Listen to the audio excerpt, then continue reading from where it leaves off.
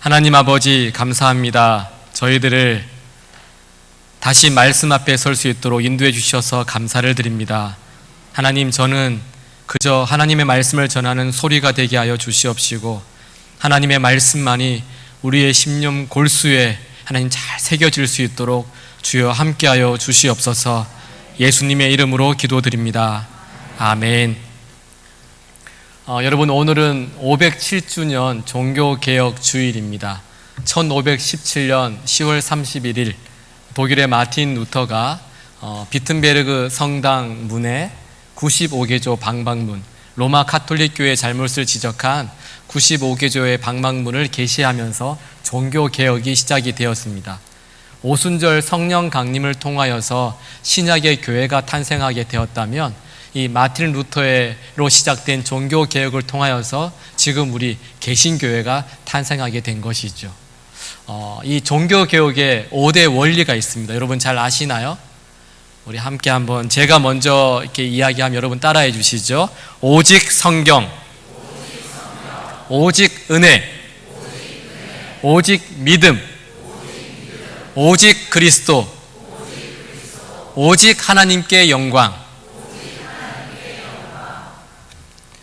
종교개혁자들이 이런 5가지 원리를 가지고 그 부패하고 세속화되고 타락한 로마 카톨릭 교회를 향하여 새롭게 하나님의 말씀만이 권위가 있는 것이고 오직 구원은 예수님에게 있고 우리가 영광을 받는 것이 아니라 오직 하나님만 영광 받으셔야 한다는 것을 그렇게 강조하면서 종교개혁을 일으켰습니다. 오늘 저와 여러분들도 이 종교개혁의 정신을 기억하며 교회는 항상 개혁되어야 한다라는 그 종교개혁의 표처럼 개인과 교회의 신앙개혁을 통하여서 그리스도 안에서 참된 회복의 삶을 누리게 되는 그런 시간이 될 수 있기를 주님의 이름으로 축복합니다. 그래서 오늘은 제가 참된 회복으로의 초대라는 제목으로 여러분들과 함께 말씀을 나누려고 합니다. 먼저 정지용 시인의 향수라는 시의 일부분을 제가 한번 이렇게 말씀드려 보겠습니다. 넓은 벌 동쪽 끝으로 옛 이야기 지줄대는 실개천이 휘돌아 나가고 얼룩배기 황소가 해설피 금빛 게으른 울음을 우는 곳, 그곳이 차마 꿈엔들 이칠이야. 정지용 시인은 계속해서 이 향수회라는 시를 이야기하면서 그곳이 차마 꿈엔들 이칠이야, 그곳이 차마 꿈엔들 이칠이야를 계속해서 반복하고 있습니다. 이 시를 읽어보시면요, 이 정든 고향을 그리워하면서 꼭 한 번은 그 고향을 한번, 그 고향 땅을 밟을 수 있기를 간절히 소망하는 시인의 그 간절한 마음이 곳곳에 묻어 있습니다. 비록 지금은 고향을 떠나 있지만 정말 어머니의 품과 같은 그 고향을 잊지 못하고 있는 시인의 절절한 고백이 이 시 속에 기록되어져 있습니다. 여러분, 우리 그리스도인들에게도 정지용 시인이 이토록 그리워하는 고향과 같은 곳이 있습니다. 그곳이 차마 꿈엔들 이칠리야. 그곳이 차마 꿈엔들 이칠리야. 하나님의 사랑이 깃들어 있고 하나님의 따뜻한 품이 있는 곳, 하나님께서 주시는 평강과 기쁨이 넘치는 의와 평강과 희락의 하나님 나라, 그것이 바로 우리가 가야 할 고향이라는 것입니다. 그래서 우리 모두는요, 이 땅을 살아가고 있지만 하나님 나라를 사모하며 살아가고 있는 사람들, 하나님 나라를 그리워하는 사람들입니다. 그래서 전도서 3장을 보시면 이런 말씀이 있어요. 하나님께서 우리에게 영원을 사모하는 마음을 주셨다라고 말씀하고 있습니다. 영원은 사람들이 어찌할 수 있는 시간이 아니라 하나님께 속해 있는 하나님의 시간입니다. 곧 하나님께서는 사람들에게 영원하신 하나님을 바라보며 하나님의 나라를 그리워하며 살아가도록 우리의 마음속에, 여러분들의 마음속에 그 마음을 다 심어주셨다라는 것이죠. 그래서 히브리서 기자는 이렇게 말씀합니다. 하늘에 있는 더 나은 본향을 사모하는 자들이 우리다라고 말씀하고 있는 거예요. 지금 이 세상에 살고 있지만 늘 본향을 그리워하면서 그 본향의 그 사랑과 숨결을 그리워하며 살아가는 사람들이 우리다라는 것입니다. 여러분, 우리가 사모하는 이 하나님 나라는 시간과 공간의 지배를 받는 곳이 아닙니다. 제가 늘 말씀드리지만 죽어서 가는 곳, 죽어야만 가는 곳이 하나님 나라는 아닙니다. 저와 여러분들은 이 땅에서도 하나님 나라가 주시는 회복된 삶을 누리며 살아갈 수 있습니다. 여러분의 여기가 비록 40년 광야 생활, 이스라엘 백성들의 그 40년 척박한 광야의 인생과 같다 할지라도 거기서도 의와 평강과 희락의 하나님 나라는 계속해서 여러분들을 회복된 삶으로 초대하고 있다라는 것입니다. 그렇다면 어떻게 하면 우리가 이 땅에서도 그 그리운 하나님 나라, 그 그리운 새 예루살렘을 회복하며 살아갈 수 있을까요? 오늘 우리가 읽은 본문은 저와 여러분에게 비록 나의 지금의 삶이 폭풍치는 삶의 자리라 할지라도 그 오늘을 하나님 나라로 살아갈 수 있는 길이 있다라는 것을, 참된 회복의 길이 있음을 우리에게 가르쳐 주고 있습니다. 먼저 하나님께서는 참된 회복은 하나님께서 허락하신 기회를 놓치지 않는 데 있다라고 말씀하십니다. 우리 6절의 말씀 함께 읽어보겠습니다. 너희는 여호와를 만날 만한 때에 찾으라. 가까이 계실 때에 그를 부르라. 아멘. 이사야는 모두 66장으로 되어져 있습니다. 1장부터 39장까지의 말씀을 보시면 심판의 메시지가 주를 이루고 있어요. 하지만 40장부터 66장까지의 말씀에는 위로와 회복과 격려와 소망의 메시지들이 주를 이루고 있습니다. 이 말씀을 보시면 바벨론의 포로로 끌려간 이스라엘 백성들을 향하여서 지금은 너희들이 나라를 잃어버리고 이렇게 바벨론에서 포로로 살아가고 있지만 반드시 해방된 날이 있을 것이다. 너희들은 반드시 그리운 예루살렘 그 본향으로 돌아오게 될 것임을 이스라엘 백성들에게 계속해서 말씀해 주고 있는 본문들이 이 40장부터 66장까지의 말씀입니다. 이 본문 가운데 오늘 말씀은 지금 예루살렘을 그리워하는 이들을 향하여서 하나님을 찾으라, 하나님을 부르라, 그렇게 우리에게 말씀하고 있습니다. 특별히 오늘 본문을 보시면 하나님께서는 시간적으로 볼 때 하나님께서 준비해 놓으신 만날 만한 때에 하나님을 찾으라 라고 말씀하고 계시고요, 공간적으로는 가까이 계실 때에 그를 부르라 이렇게 명령하고 있습니다. 여러분, 이게 무슨 말씀일까요? 지금 이스라엘 백성들이 포로로 살아가고 있다 하더라도 정말 척박한 환경 속에, 누구에게도 말하지 못하는 환경 속에 살고 있다 하더라도 바로 그 시간에서 하나님을 그리워할 때 바로 그 자리에서 주님이 그들을 만나 주시겠다라는 것입니다. 비록 그들이 예루살렘이 아니라 바벨론 땅에서 슬퍼하며 살아가고 있다 하더라도 하나님께서는 우리가 부를 수 없는 만큼 멀리 계시는 분이 아니라 이미 그 바벨론 땅에 가까이 계시는 분이 우리 하나님이시라고 말씀하고 있는 것입니다. 성경은 지금 저와 여러분에게 참된 회복을 누릴 수 있는 시간과 장소가 어디이고 무엇인지를 분명하게 말씀하고 있습니다. 여러분, 언제 어디입니까? 지금 여기라는 거예요. 지금 여기라는 것입니다. 이스라엘이 실패하고 넘어지고 아파하며 바등바등하는 그 자리에 있어도 여전히 하나님께서는 그들과 함께하고 계시기 때문에 그 기회를 놓치지 말고 하나님을 부르고 하나님을 찾으라, 그렇게 말씀하고 계시는 것입니다. 내가 사망의 음침한 골짜기를 다닐지라도 그 골짜기에서도 주님은 여전히 함께하고 계심을 이스라엘에게 말씀하고 있는 것입니다. 어찌 보면 여러분, 우리가 숨 쉬고 있고 생명이 붙어 있으면 바로 그때가 하나님을 만날 만한 때이고 바로 그때가 하나님을 부르시면 하나님께서 찾아오시는 때라는 것입니다.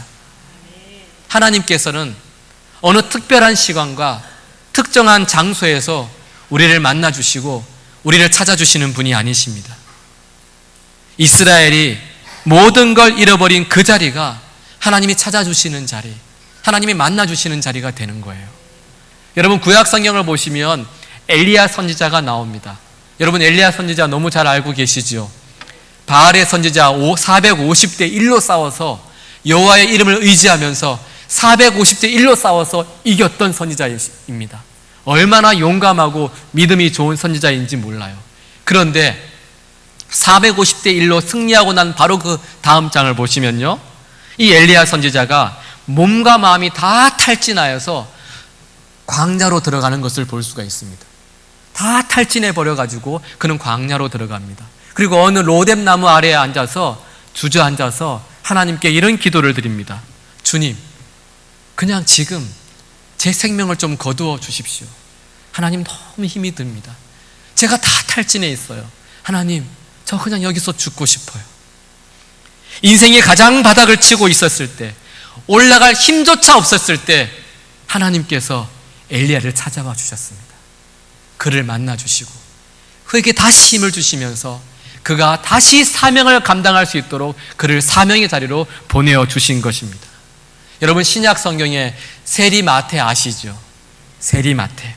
이 세리는요, 유대인들이 볼 때는 로마에 붙어 살아가는 매국노와 같은 사람이었습니다. 그 세리마테가 어느 날 세관에 앉아서 자기의 사리 사욕, 욕심을 채우기 위해서 아둥바둥 살아갈 때, 정말 일 중독이 되어서 그렇게 살아갈 때 그 자리에 주님은 마테를 찾아오셔서 나를 따라오라고 그를 불러주셨습니다. 그저 세상의 자리에서 일하고 있을 때 주님은 마테를 불러서 세리 마테가 아니라 예수님의 제자 마테로 불러주신 것입니다. 근데 제가 성경을 보니까 정말 황당한 경우가 있어요. 예수님께서 사도 바울이 된 사울을 만날 때입니다. 여러분, 사울이 경건한 모습으로 살아갈 때, 복음을 전할 때 주님이 찾아온 것이 아닙니다. 살기가 등등해가지고 정말 예수 믿는 사람들을 결박하고 박해하고 못 살게 굴기 위해서 다메섹으로 가는 그 도중에, 죄 지은 도중에 주님이 찾아와 주신 거예요. 나쁜 의도를 가지고 살아가는 그때, 쉽게 말씀드리면 여러분들이 2차, 3차 가고 있는 그 걸음 중에 주님이 찾아오신 거예요. 재산을 가지고 가족들끼리 싸우고 있는 그때 예수님이 찾아오신 거고, 부부싸움하고 있는 그때, 음란한 짓을 저지르고 있는 그 죄악을 저지르고 있는 그때 우리 예수님께서 그 죄 짓는데 찾아오셨다라는 것입니다. 주님이 찾아오시는 시간, 주님이 오시는 장소는 여러분 정해져 있지 않습니다. 탈진해서 죽을 날만 기다리는 그때가, 사망의 음침한 골짜기를 지나가는 인생이 바로 내 인생이 된 바로 그때가 주님이 찾아오시는 자리입니다. 이뿐이 아니에요. 돈 하면서 신앙은 다 잃어버리고 그저 일에 빠져 살아가는 그때에도 더 적극적으로는 죄 지으러 가고 있는 그 시간과 그 장소에서도 주님은 여러분을 찾아와 주시는 것입니다. 사랑하는 여러분, 우리가 살아가는 모든 시간, 모든 장소가 하나님을 찾고 만나는 장소가 되는 것입니다. 그래서 사도 바울이 이렇게 고백하는 거예요. 보라, 지금은 은혜 받을 만한 때요. 보라, 지금은 구원의 날이로다. 보라, 지금이다. 지금이 구원받을 때이고, 보라, 지금 은혜 받을 때라고 그렇게 말씀하고 있는 것입니다. 여러분, 하나님을 부르고 하나님을 찾아야 될 자리가 어디입니까? 바로 여기입니다. 바로 지금이에요. 하나님께서 허락하신 이 기회를 놓치면 우리가 그분을 아무리 찾아도 찾을 수 없을 때가 오고요, 만나고 싶어도 만날 수 없는 그때가 반드시 오게 될 것입니다. 그때 저와 여러분은 회복의 때가 아니라 도둑같이 임하는 심판의 때를 만나게 될 것입니다. 지금이 기회인 것을 알고 살아가는 사람들, 그들이 바로 지혜로운 사람인 것입니다. 제가 예배를 준비하고 말씀을 준비하면서 늘 마음에 두고 있는 한 가지 기도 제목이 있습니다. 늘 간직하고 있는 기도 제목이 있어요. 무엇인가 하면, 하나님, 오늘 이 예배를 드리러 오시는 분들 중에는 이 예배가 마지막인 분들도 계실 텐데, 정말 이제 마지막이라고 그 한 번 예배를 드리고 오시는 분들도 계실 텐데, 주님, 그 성도들을 좀 찾아가 주시고 하나님, 그 성도들을 만나 주십시오. 그분이 이제 마지막 예배를 드리겠다는 그 시간이 하나님 찾아와 주시는 자리가 되게 하시고 하나님 회복의 자리가 되게 도와주십시오. 저는 그런 마음으로 예배와 말씀을 준비하고 있습니다. 사랑하는 여러분, 지금 이곳에 여러분의 마음속에, 여러분의 삶 속에 우리 주님이 찾아오고 계십니다. 시간을 뚫고 우리를 찾아오고 계세요. 우리의 마음의 문을 두드리시는 그 주님 앞에서 견고한 마음의 빗장을 풀고 주님의 초청에 반응하며 주님 앞에 나아갈 수 있는 저와 여러분들이 될 수 있기를 예수님의 이름으로 축복합니다. 둘째로, 하나님과의 참된 회복은 우리의 길과 우리의 생각을 버리고 여호와께로 돌아오는 데 있습니다. 우리 7절 말씀 함께 읽어보겠습니다. 악인은 그 길을, 불의한 자는 그의 생각을 버리고 여호와께로 돌아오라. 그리하면 그가 긍휼히 여기시리라. 우리 하나님께로 나아오라. 그가 너그럽게 용서하시리라. 아멘. 여러분, 먼저 7절을 보시면요, 악인은 그 길을, 불의한 자는 그 생각을 버리라 라고 말씀하고 있어요. 여기서 길이라 라는 것은 습관, 태도, 행동 방식을 의미합니다. 그래서 악인의 길을 버리라는 것은 세상 사람들과 전혀 구별됨 없이 살아가고 있는 그 사람들의 옛사람의 모든 생활 습관과 그 방식들을 버리라라고 말씀하고 있는 거예요. 우리가 다스려지지 않은 그 성품들을 반드시 떠나보내야 한다라는 것입니다. 그리고 또 불의한 자는 생각을 버리라고 말씀하고 있는데, 이 생각은 단수가 아니에요. 히브리어로 보시면 생각들입니다. 생각들. 여기서 말하는 생각들은 무의식적으로 사는 생각들이 아니라 악한 마음에서 품고 있는 구체적이고도 계획적인 마음의 생각들을 말하고 있는 것입니다.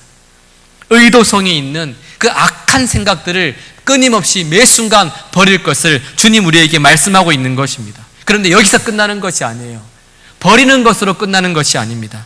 제약된 생활 방식과 습관과 악한 마음에서 나오는 모든 악한 생각들을 버리고 반드시 여호와께로 돌아오라라고 말씀하고 계시는 것입니다. 여러분, 이것이 참된 회복이 시작되는 시작점입니다. 여러분, 이것이 회개예요. 지금 하나님께서는 바벨론 포로 중에 있는 이스라엘 백성들을 향하여서 여호와께로 돌아오라, 회개하라라고 그렇게 말씀하고 있는 것입니다.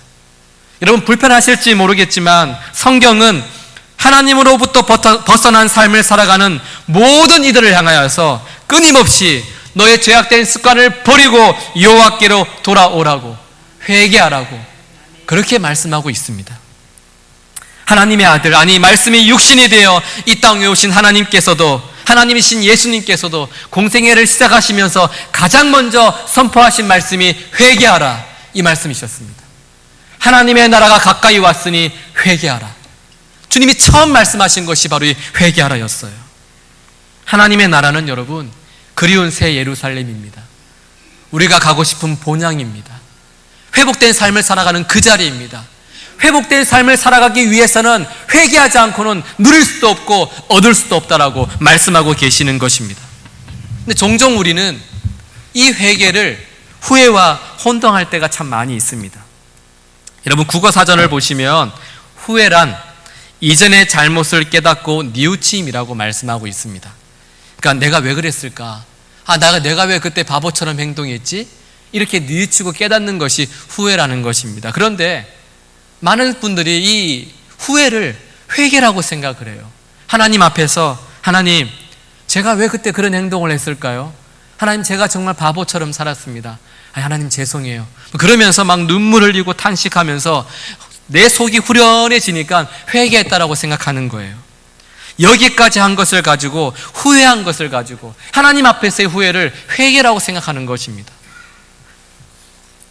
또 어떤 분들은요, 앞으로 어떻게 살아야 되겠다라는 어떤 다짐과 결단을 회개라고 생각하는 분들도 계십니다. 그러나 회개는 후회도 아니고 여러분, 결단도 아니고 다짐도 아닙니다. 회개라는 것은 오늘 말씀에서도 나오고 있는 것처럼 여호와께로 돌아오는 것입니다. 히브리어로 보면요, 여러분, 슈브라고 해요. 슈브라는 것은요, 떠났던 곳으로 다시 돌아오는 것을 의미하는 동사예요. 동사. 아버지의 집을 떠났던 탕자가 다시 아버지께로 돌아오는 것, 이것이 슈브, 회개라는 것입니다. 그래서 회개는 관념적이지 않아요. 회개는 생각으로 끝나는 것이 아닙니다. 내가 살아왔던 모든 삶의 방향을 틀어서 여호와께로 완전히 돌아가는 급진적인 방향 전환, 급진적인 유턴이 회개라는 것입니다. 윤리적으로 삶을 개선하고 우리의 삶을 수정하는 것이 회개가 아니에요, 여러분. 하나님을 향한 급진적인 유턴, 이것이 회개입니다. 그래서 아무리 눈물을 많이 흘리고 기도하고 후회해도 삶이 변하지 않는 회개는 회개가 아니에요, 여러분. 여러분들이 아무리 회개했다고 하더라도 여러분의 삶이 여전히 변화되지 않고 삶의 유턴이 없다면 하나님은 여러분의 회개를 회개로 보지 않으신다라는 것입니다. 그러니 여러분, 예배를 많이 드렸다고 해서 자만하지 마십시오. 매일매일 회개한다고 여러분 만족하지 마십시오. 삶이 변화되지 않는 수많은 예배보다, 수없이 반복되는 그런 눈물의 회개보다 하나님 앞에서 가슴을 치며 자복하는 삶을 변화시키는 한 번의 회개, 그 삶을 변화시키는 한 번의 예배가 하나님께서 받으시는 참 예배, 참 회개라는 것입니다. 이건 제 얘기가 아니에요. 누가복음 18장을 보시면요, 예수님께서 바리새인과 세리의 기도를 비유하시면서 자기 자랑만 가득 차 있는 바리새인의 감사 기도가 아니라 멀리 서서 감히 눈을 들어 하늘을 쳐다보지도 못하고 다만 가슴을 치면서 하나님이여 불쌍히 여겨주십시오. 하나님, 제가 죄인입니다. 저를 불쌍히 여겨주십시오. 이렇게 기도하며 회개하는 세리를 보면서 저 바리새인이 아니고 이 세리가 의롭다라고 하나님께서 그렇게 말씀하셨습니다. 여러분, 바리새인이 얼마나 예배를 많이 드렸겠습니까? 교리에 정통한 사람이었어요. 일주일에 2번 금식을 했습니다. 정기적으로 회개를 했어요. 소득의 11조를 하나님께 드렸습니다. 그런데 주님은 이 바리새인이 아니라 가슴을 치며 진정으로 회개한 이 세리가 의롭다라고, 참된 회복을 얻었다라고 그렇게 말씀하고 계시는 것입니다. 오늘 말씀도 보십시오, 여러분. 악인은 그의 길을, 불의한 자는 그의 생각을 버리고 여호와께로 돌아오라. 그리하면 그가 긍휼히 여기시리라. 우리 하나님께로 돌아오라. 그가 너그럽게 용서하시리라. 이런 말씀에 그냥 용서도 아니에요. 너그럽게 용서하시리라. 이 너그럽게 용서하신다는 뜻은 조금의 앙금도 없이, 회개하면 조금의 앙금도 없이 완전히 깨끗하게 용서하시겠다라는 말씀입니다. 여러분, 회개 없이 참된 회복은 없습니다. 그래서 예수님께서도 하나님 나라가 가까이 왔으니 회개하고 복음을 믿으라라고 말씀하셨어요. 믿음보다 앞서는 것이 회개입니다. 회개하고 복음을 믿으라고 말씀하고 있습니다. 아무리 좋은 소식이 들리고 아무리 복음이 들려도 회개하지 않으면 그 복음을 복음으로 믿을 수 없다라는 것입니다. 그렇다면 저와 여러분들의 회개가 참된 회복을 가지고 오는 진정한 회개인지를 여러분 어떻게 알 수 있습니까? 여러분이 지금 드린 그 회개의 기도가 정말 진실되게 하나님이 받으시는 회개의 기도인 것을 여러분 어떻게 알 수 있습니까? 삶에 드러나는 구체적인 변화입니다. 성경은 이것을 회개에 합당한 열매라고 말씀하고 있습니다. 그래서 진정한 회개, 하나님을 향한 급진적인 유턴을 통해 하나님의 긍휼하심을 받고 조금의 앙금도 없이 용서를 체험한 사람들은요, 그로 인해서 또다시 누군가를 긍휼히 여기게 되고 누군가를 용서하게 된다는 것입니다. 용서가 되어지는 거예요. 내 힘으로는 용서할 수 없잖아요. 여러분, 내 힘으로 용서할 수 있습니까? 용서를 하는 것이 아니라 용서가 되어지는 삶을 살아가게 된다는 것입니다. 어떻게 이런 일이 가능합니까? 내가 받은 용서의 은혜가 얼마나 큰지를 알기 때문에, 예수님 그 십자가의 사랑과 세상의 어떤 것으로도 매길 수 없는 속죄의 은혜의 가치를 알기 때문에 용서가 되어지는 것입니다. 개가 그 토한 것을 다시 먹는 삶을 청산하게 되는 거예요. 제가 초등학교 때 일인데요, 그때는 국민학교 때였죠. 제가 국민학교 다닐 때 아주 저학년이었을 때입니다. 1학년 아마 2학년 때쯤 되었었는데, 어김없이 아버지께서 그때도 술이 잔뜩 취하셔서 집으로 들어오시는 거예요. 그때는 정말 어머니가 화가 나셨어요. 엄청 화가 나셔가지고 더 이상 이제 아버지의 그 술 추정에 고통받고 싶지 않고 저를 그런 어떤 환경 속에 살게 하고 싶지도 않은 거예요. 그래서 저한테 아주 진지하게 이렇게 말씀하시더라고요. 덕승아, 이제는 아빠를 두고 너랑 나랑 함께 살자. 엄마도 이제 많이 힘들었다. 그냥 이제 아빠는 아빠의 인생을 가고 너랑 나랑 함께 살았으면 좋겠다. 단호하게 말씀하시는 거예요. 여러분, 제가 이 어린애가 그런 말을 들었으니 얼마나 불안하고 두려웠겠습니까? 그때 제가 그런데 어머니에게 한 말씀을 드렸어요. 근데 한 말씀을 드렸는데 어머니께서 그 말을 하나님의 말씀처럼 받으셨습니다. 제가 어떤 말을 했냐 하면, 엄마, 아빠 너무 불쌍하잖아. 엄마랑 나랑 아빠랑 지금 헤어지면, 지금 아빠를 두고 가게 되면 아빠는 지옥 갈 텐데, 엄마, 아빠 영혼 너무 불쌍하잖아. 가더라도 아빠 구원시키고 가자. 엄마, 아빠 구원시키고 가자. 제가 그런 말을 했다라는 거 아니에요. 지금도 생각하면 여러분, 아마 하나님께서 어머니를 위해서 저를 사용하신 것 같아요. 그때 어머니에게 막 회개의 역사가 일어나기 시작했습니다. 아버지는 술이 잔뜩 취해 계시고 저는 막 두려워 떨고 있고, 그 순간에 회개의 역사가 일어나는데 어머니께서 그 영혼의 가치를 모르고 영혼의 가치를 그냥 무시해버리고 가려고 했던 그 어머니의 그 죄된 모습이 기억나고 깨닫게 되기 시작하니까요, 그때부터 막 울음이 터지고 막 회개가 일어나게 되는데 온 집안이 울음바다가 되었어요. 아버지는 술 취하셔서 아무것도 모르고 우시고, 저는 그냥 불안해서 울고, 우리 어머니는 회개하면서 그 가슴을 치며 우시면서 그날 그 회개의 역사가 일어나게 되었습니다. 그 이후에 놀라운 일이 일어나게 되었는데 그때보다 더 고통스러운 순간들이 많았어요. 그런데 어머니께서 너랑 나랑 같이 살자, 그냥 둘이 살자, 이런 말씀을 한 번도 하지 않으셨어요. 그리고 수십 년이 흘러서 마침내 저희 아버지도 예수님을 믿게 되는 그런 놀라운 역사를 경험하게 되셨습니다. 여러분, 이것이 회개입니다. 급진적인 방향 전환, 여기서부터 참된 회복은 시작되는 거예요. 이제 말씀을 마치겠습니다. 하나님께서는 저와 여러분들이 그리스도 안에서 참된 회복의 삶을 지금도 누리기를 간절히 원하고 계십니다. 육체의 상처가 남고 마음의 상처가 낫는 것이 회복이 아니에요, 여러분.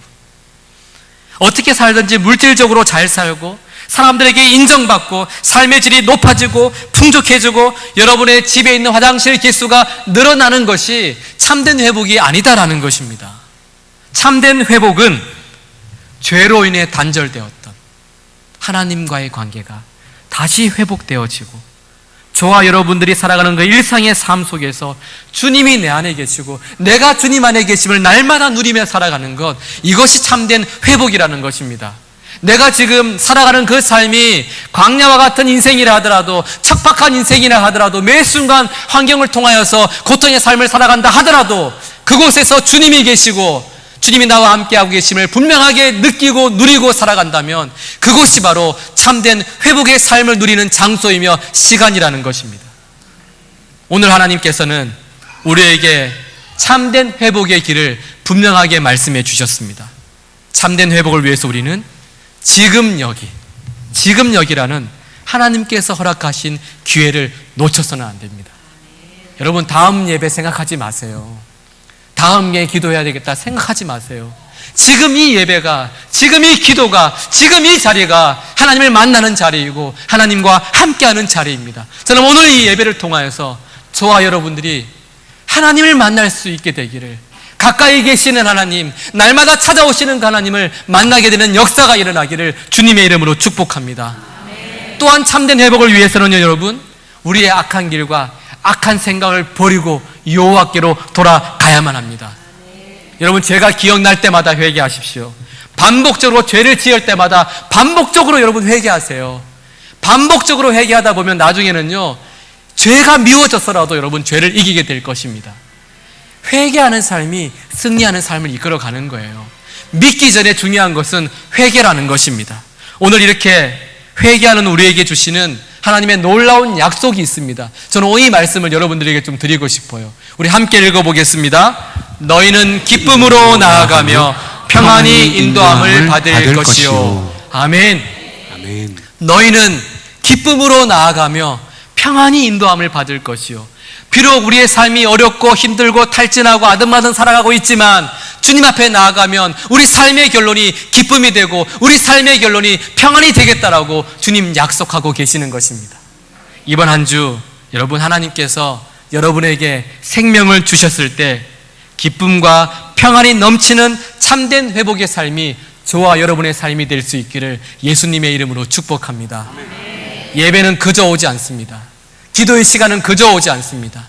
지금 이 시간, 지금 이 자리가 우리로 하여금 그리운 새 예루살렘을 누리는 자리가 된다는 것을 늘 기억하면서 매 순간 매 순간 하나님의 임재 안에서 주님이시군요, 주님이 함께 하셨군요 라고 고백하면서 살아가는 저와 여러분 되시기를 주님의 이름으로 축복합니다.